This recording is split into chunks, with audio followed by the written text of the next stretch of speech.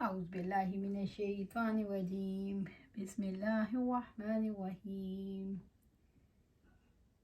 ولما جاء موسى لميقاتنا وكلمه ربه قال ربي أرني أنظر إليك قال لن تراني ولكن انظر إلى الجبل فإن استقر مكانه فسوف تراني ولما تجلى ربه للجبل جعله دكا وخر موسى صعيقا ولما آفاق قال سبحانك تبت إليك وأنا أول المؤمنين. اور جب موسیٰ علیہ السلام ہمارے مقرر کردہ وقت کے لیے آئے اور اس کے رب نے اس سے کلام کیا تو اس نے کہا، اے میرے رب مجھے دکھا کہ میں تیری طرف دیکھوں۔ فرمایا، تو مجھے ہرگز نہیں دیکھ سکتے لیکن پہاڑ کی طرف دیکھو، سو اگر وہ اپنی جگہ برقرار رہا تو عنقریب تم مجھے دیکھ لو گے۔ تو جب اس کے رب نے پہاڑ پر جلوہ ڈالا تو اسے ریزہ ریزہ کر دیا اور موسیٰ علیہ السلام بے ہوش ہو کر گر پڑے۔ پھر جب ہوش میں آیا تو انہوں نے کہا، تو پاک ہے، میں نے تجھ سے توبہ کی اور میں ایمان لانے والوں میں سب سے پہلا ہوں۔ سورۃ الاعراف آیا 143۔ وَلَمَّا جَاءَ مُوسَىٰ لِمِيقَاتِنَا، جب موسیٰ علیہ السلام نے اس وعدے کے مطابق پہنچ گئے جو اللہ تعالیٰ نے ان سے کیا تھا، یعنی کتاب نازل کرنے کا وعدہ۔ وَكَلَّمَهُ رَبُّهُ، اللہ تعالیٰ نے ان سے کلام کیا اور اپنے کلام کے ذریعے وحی نازل کی، ان کو شریعت کے احکامات دیے۔ قَالَ رَبِّ أَرِنِي أَنظُرْ إِلَيْكَ، موسیٰ علیہ السلام کے دل میں اللہ کی محبت اور دیدار کا اشتیاق پیدا ہوا تو عرض کیا، اے میرے رب مجھے اپنا دیدار کروا، میں آپ کو دیکھوں۔ موسیٰ علیہ السلام نے اللہ کو دیکھنے کا مطالبہ کیوں کیا؟ موسیٰ علیہ السلام نے اللہ تعالیٰ کے کلمات سنے، ان کا شوق اور بڑھا تو جان گئے کہ میں کیا ہوں اور اللہ تعالیٰ کی شان کیا ہے۔ انہوں نے رب کو دیکھنے کا مطالبہ کیا۔ اللہ تعالیٰ نے جواب دیا، تم مجھے ہرگز نہیں دیکھ سکتے، یعنی تم میرے دیدار کی طاقت نہیں رکھتے۔ اللہ تعالیٰ نے مخلوق کو اس طرح بنایا کہ دنیا میں اس کا دیدار نہیں کر سکتے اور نہ وہ اس کی طاقت اور قدرت رکھتے ہیں۔ رب العزت نے فرمایا، لا تدرکوہ الابصار وہو یدرک الابصار، نگاہیں اس کو نہیں پا سکتی اور وہ سب نگاہوں کو پا لیتا ہے۔ سورۃ الانعام آیا 103۔ آخرت میں اہل جنت اپنے رب کا دیدار کریں گے۔ رب العزت نے فرمایا، وجوہ یومئذ ناظرہ الی ربہا ناظرہ، بعض چہرے اس دن تر و تازہ ہوں گے، اپنے رب کی طرف دیکھنے والے ہوں گے۔ سورۃ القیامہ آیا 22 اور 23۔ اللہ تعالیٰ نے موسیٰ علیہ السلام کو لن ترانی کی کیا وجہ بتائی؟ اللہ تعالیٰ نے یہ وجہ بتائی کہ تم میں طاقت نہیں کہ مجھے دیکھو، سامنے پہاڑ کی طرف دیکھو، اگر وہ قائم رہ جائے تو مجھے دیکھ سکو گے، کیونکہ پہاڑ انسان کے مقابلے میں زیادہ مضبوط ہے۔ اللہ تعالیٰ نے موسیٰ علیہ السلام کی دعا قبول نہیں کی۔ ان کی تسلی کے لیے اللہ تعالیٰ نے پہاڑ پر تجلی کی، پہاڑ ریزہ ریزہ ہو گیا اور موسیٰ علیہ السلام بے ہوش ہو گئے۔ اللہ تعالیٰ کی تجلی کیسی تھی؟ تجلی کی کوئی صرف بیان نہیں کی جا سکتی۔ ہاں، اس کے اثرات کے بارے میں قرآن حکیم یہ بتاتا ہے کہ پہاڑ پر یہ اثر ہوا، اللہ تعالیٰ کی تجلی کے سامنے ریزہ ریزہ ہو کر ریت کے ذروں کی طرح زمین کے برابر ہو گیا۔ موسیٰ علیہ السلام پر یہ اثر ہوا کہ وہ انسانی کمزوری کی وجہ سے بے ہوش ہو گئے۔ موسیٰ علیہ السلام کو جب ہوش آیا تو انہوں نے کیا چیز معلوم کی؟ موسیٰ علیہ السلام کو جب ہوش آیا تو انہیں انسان کی سمجھ کی حدود کیا ہیں پتہ چل گیا۔ موسیٰ علیہ السلام کو معلوم ہو گیا انہوں نے اپنی حد سے تجاوز کیا ہے۔ فَلَمَّا أَفَاقَ قَالَ سُبْحَانَكَ، موسیٰ علیہ السلام جب ہوش میں آئے تو انہوں نے اعتراف کیا، اے اللہ تیری ذات پاک ہے ہر اس چیز سے جو تیری شان کے لائق نہیں۔ تُبْتُ عَلَيْكَ، موسیٰ علیہ السلام نے کہا، میں نے توبہ کی اور کہا میں نے حد سے تجاوز کیا، میں اپنے سارے گناہوں اور سوء ادب کی آپ سے توبہ کرتا ہوں۔ वाना अव्वलुल मुमिनीन, मूसा अलैहिस्सलाम ने कहा मैं अल्लाह ताला पर सबसे ज़्यादा ईमान लाने वाला हूँ। यानी मूसा अलैहिस्सलाम ने इस चीज़ के साथ अपने ईमान की तजदीद की जिसके ज़रिए से अल्लाह ताला ने उनके ईमान की तकमील फरमाई और इस चीज़ को तर्क कर दिया जिसके बारे में वो उससे कबल ला इल्म थे। जब अल्लाह ताला ने उनको अपने दीदार से महरूम कर दिया, हालांकि मूसा अलैहिस्सलाम दीदार इलाही के बहुत मुश्ताक थे, तो अल्लाह ताला ने इनको खैर कसीर से नवाज दिया। क़ाल या मूसा इन्नी अस्तफ़ैतुका अलन्नासि बिरिसालती व बिकलामी फ़ख़ुज़ मा आतैतुका व कुम मिनश शाकिरीन। अल्लाह ताला ने फरमाया, ऐ मूसा, यकीनन अपने पैगामात और कलाम के साथ मैं तुझे तमाम लोगों में से मुंतखब किया, सो ले लो जो मैंने तुम्हें दिया और शुक्र करने वालों में से हो जाओ। सूरत अल-अराफ आया 144। अल्लाह ताला ने मूसा अलैहिस्सलाम को अपने इनामात याद दिलाए जिनसे उनकी फजीलत का इल्म होता है।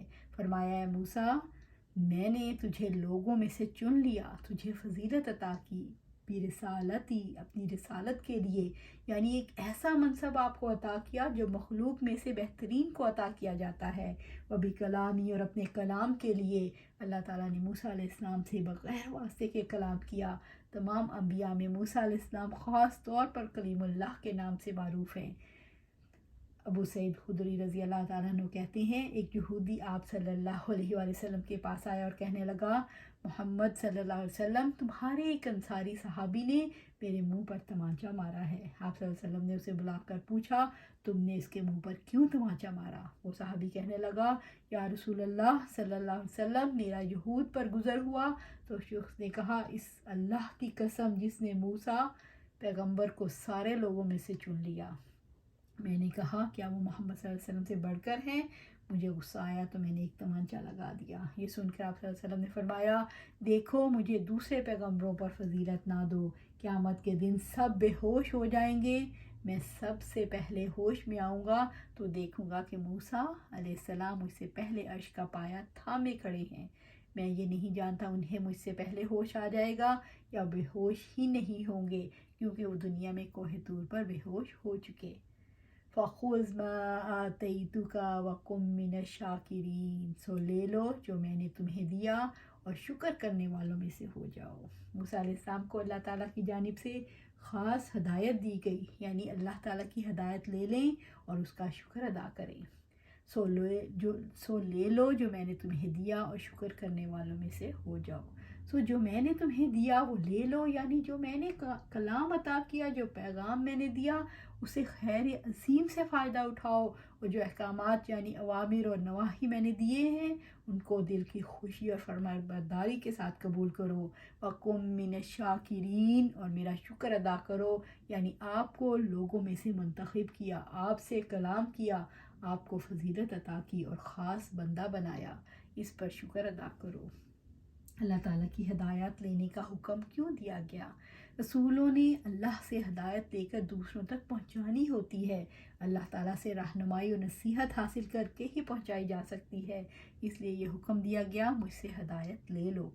मूसा अलैहिस्सलाम को शुक्र अदा करने का हुक्म क्यों दिया गया? अल्लाह ताला के इनामात का जवाब शुक्र ही से दिया जा सकता है। रसूल रहनुमा होते हैं, इसलिए उन्हें हदायत लेने और शुक्र अदा करने का हुक्म दिया जाता है ताकि वो दूसरों के लिए नमूना बने और ताकि अल्लाह ताला की तरफ से मज़ीद इनामात हासिल हों। मूसा अलैहिस्सलाम को नबूवत पहाड़ पर अता की गई, इससे क्या इशारा मिलता है? मूसा अलैहिस्सलाम को पहली बार पहाड़ पर नबूवत दी गई, अहकामात भी पहाड़ पर बुलाकर दिए गए। इससे ये पता चलता है कि अल्लाह ताला से बरकतें हासिल करने की जगह फितरी माहौल है जहाँ खामोशी होती है और इंसान खुद को अल्लाह ताला से करीब महसूस करता है। वक़तबना लहू फिल